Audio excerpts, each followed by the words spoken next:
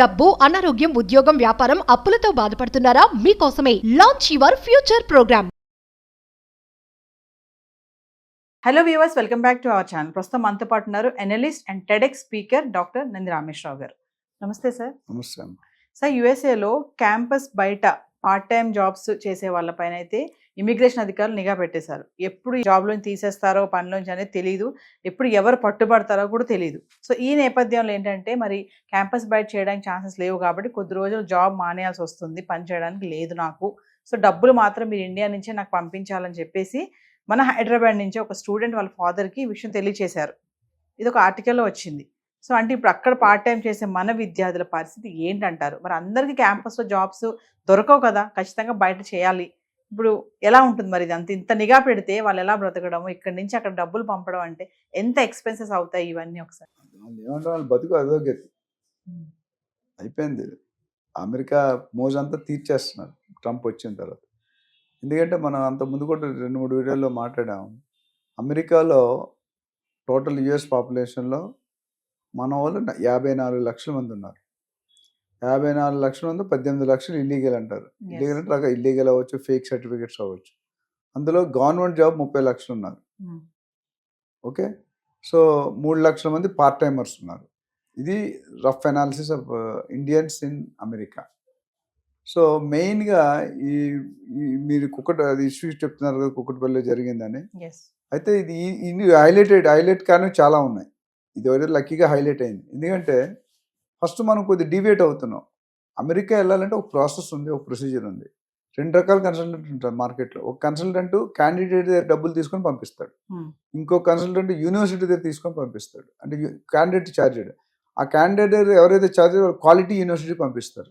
ఈ క్యాండిడేట్ మందే ఇక్కడ అమెరికా వాడు పడుతుంది అనుకుంటారు, విచ్ ఈస్ నాట్ కరెక్ట్. 2 రకాల కన్సల్టెంట్స్ ఉన్నారు ఇండియాలో. అక్కడ ఏమవుతుంది, చాలామంది ఈ టాలెంట్ ఉంటుంది, స్కిల్ ఉంటుంది, ఫేక్ సర్టిఫికేట్లు అమీర్పేటలో అక్కడ తీసుకొని వెళ్ళిపోతారు. తీసుకొని వెళ్ళినప్పుడు అక్కడికి వెళ్ళాక ఇబ్బంది పెడతాడు. కోడ్ రాయమంటాడు, సపోజ్ జావా ఉన్నాడు, కోడింగ్ రాయాలి. 4 ఇంటర్వ్యూ పిలిచాడు, ఒకటి 4 లైన్లు రాస్తాడు, ఒకటి 10 లైన్లు రాస్తాడు, ఒకటి 20 లైన్లు రాస్తాడు, 40. ఎవరు తీసుకుంటాడు? 4 లైన్లను తీసుకుంటాడు. Good efficiency with less number of efforts. ఇక్కడ ఏమవుతుందంటే 3,000 యూనివర్సిటీలు ఉన్నాయి అమెరికాలో. 3,000లో దాదాపు 10% తీసి 90% యూజ్లెస్ యూనివర్సిటీస్. ఆ పేర్లు చెప్పలేము కానీ అక్కడికి వెళ్తే లెక్చరర్స్ ఉంటారు, ప్రొఫెసర్స్ ఉంటారు. మన స్టూడెంట్స్ మినిమం ఫేక్ చెత్త యూనివర్సిటీ, నార్మల్ యూనివర్సిటీ వెళ్తే 50 లక్షలు. స్టాన్ఫర్డ్, హార్వర్డ్ వెళ్ళారంటే మినిమం 1 కోటి నుండి 2 కోట్లు 2.5 కోట్ల దాకా కూడా ఖర్చు అవుతుంది. మన పేరెంట్స్ అంత ఎఫర్ట్ చేయలేము. మనకు 1 కోటి రూపాయలు 2 లైఫ్ లాంగ్, కొంతమంది లైఫ్ టైం 1 కోటి రూపాయలు కూడా చూడలేడు. సో అప్పుడు ఏమవుతుందంటే ఈ చూడలేడు కాబట్టి ఈ డబ్బుల కోసం ఈ అబ్బాయి ఏం చేశాడంటే ఈ పార్ట్ టైం అనేది ఆల్రెడీ ట్రంప్ నిఘా పెట్టాడు 3 లక్షల మంది. అందులో ఈయన ఒకడు. పార్ట్ టైం ఇల్లీగల్ తీసేస్తే వాళ్ళకి జాబ్ ఉండదు. తర్వాత 2-3 నెలల తర్వాత వాళ్ళు బయటకు వచ్చేసేవాల్సింది. అక్కడ ఉన్నారంటే అరెస్ట్ చేస్తారు. ఇంకా ఇక్కడ ఏమైంది, తండ్రికి నా ఖర్చులకి 1,50,000 అవుతుంది ఖర్చు, 1,00,000 2 లక్షలు depending on their style position బట్టి నాకు పంపించమని రాశారు. అంటే ఎన్ని నెలలు పంపిస్తాడు? ఇప్పుడు ఫాదర్కి 50,000 చేద్దాం అనుకోండి, ఎన్నిసార్లు పంపిస్తాడు, ఎన్ని రోజులు పంపించగలడు? So that students career is gone. Already 18,000 మందిని ఐడెంటిఫై చేశారు పంపించడానికి, which India is also almost accepted. మన జయశంకర్ గారు external minister, external affairs minister. So రానున్న రోజుల్లో ఎన్ని లక్షల మంది వస్తారో తెలియదు. So Trump has become part timers కానీ, H1B కానీ, ఇల్లీగల్ ఎంట్రీ కానీ, ఫేక్ ఎంట్రీస్ కానీ, ఇవన్నీ కూడా ఆయన ఏమంటే స్కిల్డ్ లేబర్ కావాలి మాకు. స్కిల్డ్ లేబర్ కావాలంటే, స్కిల్డ్ అంటే అర్థం ఏంటి? వాడు నాలెడ్జ్ ఉండి, ప్రాపర్ సర్టిఫికేట్ ఉండి, స్పాన్సర్స్ ఉండి వెళ్తే పర్లేదు. చాలామంది ఈ 18 లక్షల మంది ఏదో ఒక విధంగా ఇల్లీగల్ అయిపోయారు. ఇంకోటి ఏంటి, యూనివర్సిటీ మంచి యూనివర్సిటీ దొరకవు అంత ఈజీగా. ర్యాంకింగ్లో టాప్ మంచి స్కోర్ ఉంటేనే ఇప్పుడు GRE, GMAT ఇవన్నీ రాస్తారు కదా, ప్లస్ పర్సనల్ ఇంటర్వ్యూలు చాలా ఉంటాయి, 3-4 రౌండ్స్ ఉంటాయి, గ్రూప్ డిస్కషన్. అందులో పెర్ఫామ్ చేస్తే పర్వాలేదు. పెర్ఫామ్ చేయట్లేదు. సో వాళ్ళు ఎవరైతే పెర్ఫామ్ చేయట్లేదో వాళ్ళకి ఇబ్బంది మీరు సర్వైవ్ అవ్వడం. సో ఇక్కడ 18 lakhs టోటల్ ఇమిగ్రెంట్స్, 3 లక్షల పార్ట్ టైమర్స్. దీన్ని బట్టి చూసుకుంటే చాలా టైట్ కండిషన్. సో ఒకటి కన్సల్టెంట్ మోసం జరుగుతుంది. స్టూడెంట్ కూడా రీసెర్చ్ చేసుకోవాలి. మంచి యూనివర్సిటీ వెళ్తే ప్రొఫెసర్స్ ఉంటారు, వాళ్ళకి నాన్ అకాడమిక్, అకాడమిక్ అంటే ప్రొఫెసర్స్ కింద వస్తుంది జాబ్స్. అంటే అదే యూనివర్సిటీలో చదివితే ఆ యూనివర్సిటీలోనే పనిచేయాలి. వాడు బయటకు వెళ్ళాలంటే ఇల్లీగల్ జాబ్ పర్పస్, చూడడానికి ఒక జాబ్ చూడండి. అయితే వాళ్ళు మనకు ఆధార్ కార్డులో అన్ని డీటెయిల్స్ పాన్ కార్డు వస్తాయో వాళ్ళు కూడా ఎక్కడెక్కడ. ఇప్పుడు యూనివర్సిటీలో జాబులు ప్రొఫెసర్స్ లేకుండా లెక్చర్స్ ఉంటే జాబులు రావు, ప్రొఫెసర్స్ ఉంటే రీసెర్చ్ అసిస్టెంట్స్. లేదా లైబ్రేరియన్, లేకపోతే స్పోర్ట్స్, వెల్ఫేర్ ఇట్లా పెడతారు. సో రెండు నాన్ అకాడమిక్, అకాడమిక్. కానీ లో క్లాస్ యూనివర్సిటీలో అర్హత లేదు. ఎందుకంటే లెక్చర్స్ ఉంటే ఎలా అపాయింట్ చేసుకుంటారు? సో వాళ్ళు ఏం చేస్తారు, బతుకు తెరువు కోసం బయటకు వచ్చి ఒక 10 కిలోమీటర్, 20 కిలోమీటర్, 50 కిలోమీటర్ వెళ్ళి పని చేసుకుని మళ్ళీ ఇక్కడ వస్తారు. ఎప్పుడైతే ట్రేస్ అవుట్ చేస్తారో గవర్నమెంట్, నువ్వు ఇక్కడ ఉన్నావు, ఇక్కడ నుండి అక్కడికి ఎందుకు వెళ్తావు, రోజు వెళ్ళాలి కదా జాబ్ అంటే, 4 అవర్స్, అది కూడా రిస్ట్రిక్ట్ చేశారు. 20 అవర్స్ కంటే వారానికి ఎక్కువ, వారానికి 20 గంటలు చేయాలి, రోజుకి 4 గంటలు యావరేజ్ గా, లేదా టోటల్ గా 20 గంటలు. అది కూడా కండిషన్ పెట్టాడు. సో దానివల్ల కూడా ఇన్కమ్ తగ్గు. కొంతమంది మన ఇండియన్స్ అంటే ఎంత హార్డ్ వర్కింగ్ అంటే, డబ్బులు వస్తుంటే ఏదైనా ఒళ్ళొంచి బాగా కష్టపడి చేస్తాం. సో రియల్లీ వాడు డాలరు జాబ్ అయితే తప్ప ఇంక బాండింగ్ ఉండదు, రిలేషన్, టైం ఉండదు. నాకు తెలిసినంటే మా ఫ్రెండ్స్ నేను అమెరికా నుండి వచ్చాడు మొన్న, 100 సంవత్సరాలు వెయిటింగ్ లిస్ట్ అండి గ్రీన్ కార్డ్.